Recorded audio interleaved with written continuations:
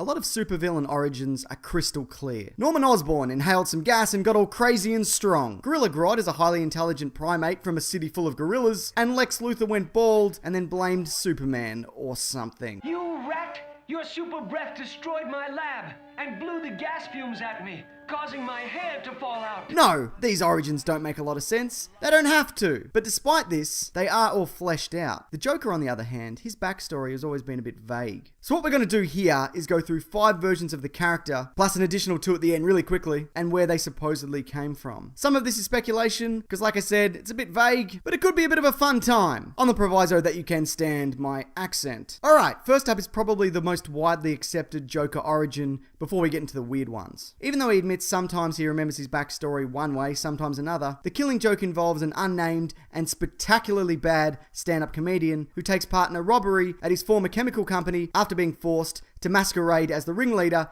the Red Hood. A brief encounter with Batman sees him take a tumble into a vat of toxic chemicals, bleaching his skin white and dyeing his hair green. This event, combined with the earlier in the day death of his wife and newborn child in an accidental electrical fire, leads him to finally snap, resulting in his rebirth as the Joker. It's said that the Jared Leto version is drawing most of its inspiration from this guy, but with the addition of tattoos that everybody loves. The Killing Joke incarnation isn't dissimilar to Jack Napier's transition in 1989's Batman, where after taking a bullet through the cheeks, he also ended up in a vat of chemicals. The backyard facial surgery job that he was forced to endure resulted in a hideous and permanent grin, meaning that the former stone-faced mobster decided to dance around in a floopy hat. The thing with this guy is, unlike the last version, he was always a psychopath, demonstrating emotional instability and violent tendencies at a very young age, even being the one behind Bruce Wayne's parents' murder. Like all versions of the Joker, he's highly intelligent, able to rig up all manner of joke-themed weapons, and he has an excellent grasp of chemical engineering. He's also got his own trademark catchphrase. You ever dance with the devil in the pale moonlight? Although this sounds cool, what does it even mean? Have I ever danced with the devil by the pale moonlight?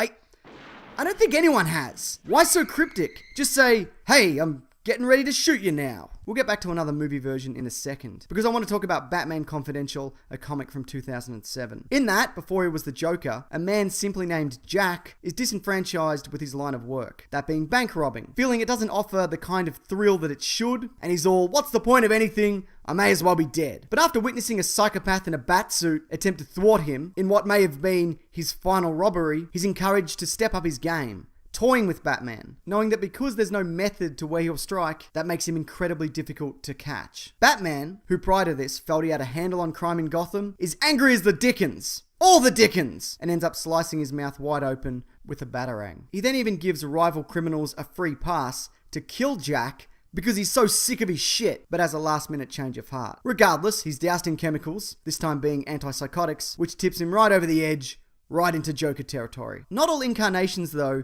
need a chemical bath as the catalyst for going full Joker. In the Flashpoint dimension, it's actually Bruce Wayne who's shot in the alley, not his parents. Thomas Wayne goes full Batman, but like meaner, if that's possible. And Martha Wayne, driven insane with grief, cuts a smile into her own face and begins a reign of terror aimed directly at her husband, who she blames for the death of their son. There is a moment though where Thomas gets through to her, revealing that there is a possible outcome where Bruce survives and they die. But upon finding out that he'll turn out just like his father, a grown man dressed as a bat, she flees and falls to her death. This version, visually, she has a lot in common with the Heath Ledger version from The Dark Knight, whose origin is one of the most cryptic of all the Jokers. He just appears out of nowhere, spouting contradictory background information about himself. There are, though, a number of theories in regards to his true identity, such as he's one of the Arkham inmates who was released in Batman Begins. But the one I put the most weight in is that he's a returned soldier who suffered severe PTSD. He's tactically brilliant, both when it comes to preparation